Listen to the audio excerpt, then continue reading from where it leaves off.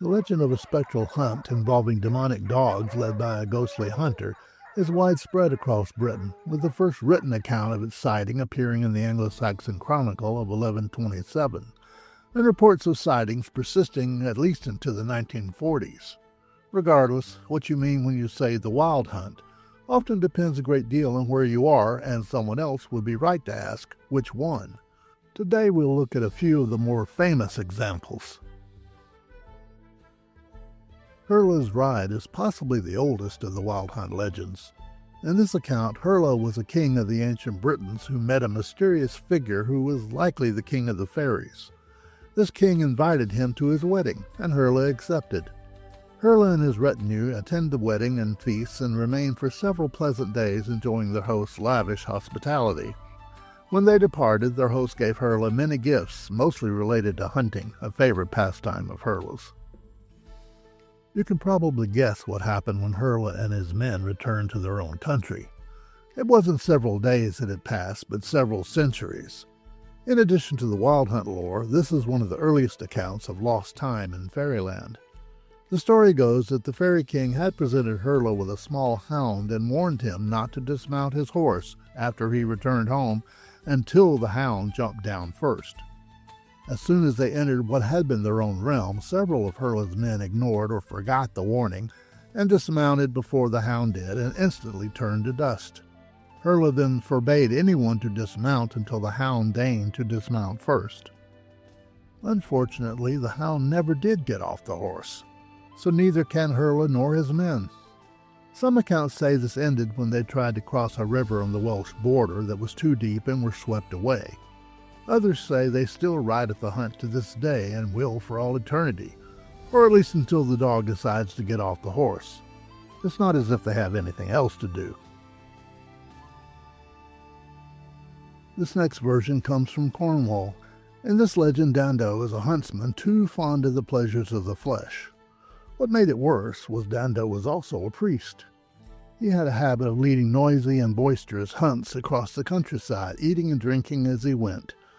Nor did he care if the day was Sunday or any holy day. Hunting and indulging his vices came first.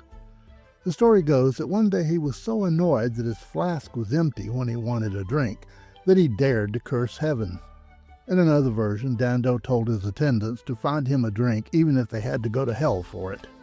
Right on cue, the devil appeared and offered him a cup of liquor that he said was the finest in the infernal regions. Dando drank it down, pronounced it excellent, and if hell had such drink, he would gladly spend eternity there. Naturally, the devil took him at his word and dragged him to hell. And in some accounts, he took the dogs as well, which hardly seems fair, but this is the devil we're talking about. Despite that agreement, the legends say Dando doesn't always stay in perdition. He's been seen and heard sometimes leading his hunts in ghostly form across the countryside at night, perhaps gathering wandering souls as prey to take back with him when the sun rises again. Seeing or hearing the hunt is believed to be a bad omen, or at least bad luck, and best avoided. Some versions of this legend place it in the time of King Richard II. The king had a gamekeeper named Herne who saved the king's life when the sovereign was attacked by a stag while on the hunt. Here the legend immediately diverges into two separate accounts. In the first, Herne himself was fatally wounded by the stag in saving the king, and was cursed to wear the stag's antlers in the afterlife. In the second, some sort of druid survivor appeared, and saved Herne's life on the condition that he wear the stag's antlers, in which case a gamekeeper with antlers simply wasn't done, and Herne fell out of favor with the king, eventually leading to his intentional demise by hanging.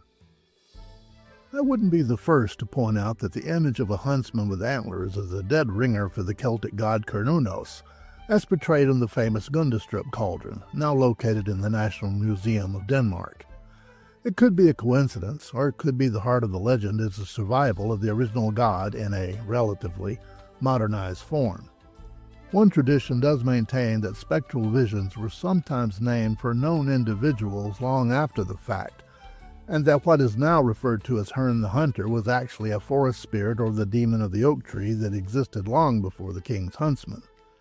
Then there's an account from 1915 which tells of a sighting of the ghost of Hearn supposedly standing under the very tree from which he allegedly hung himself.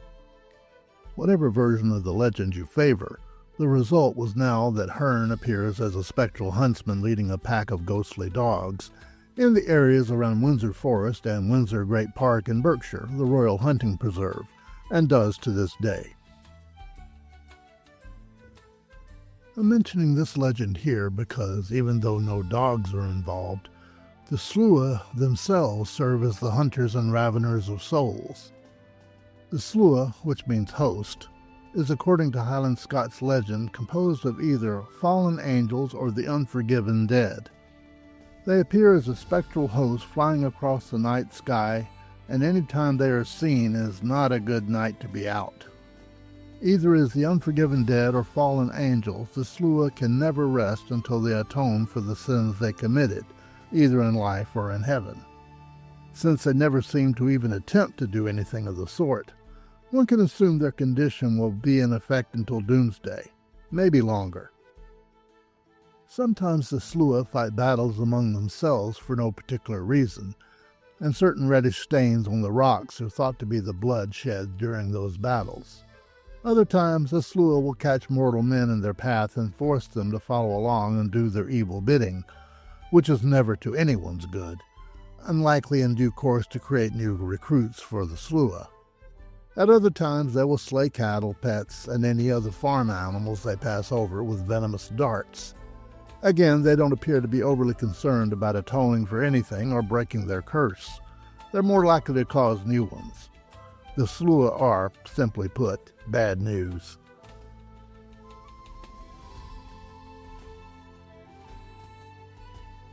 Even worse news is another wild hunt legend from Cornwall, except it isn't a defrocked priest leading the hunt this time, but rather the devil himself.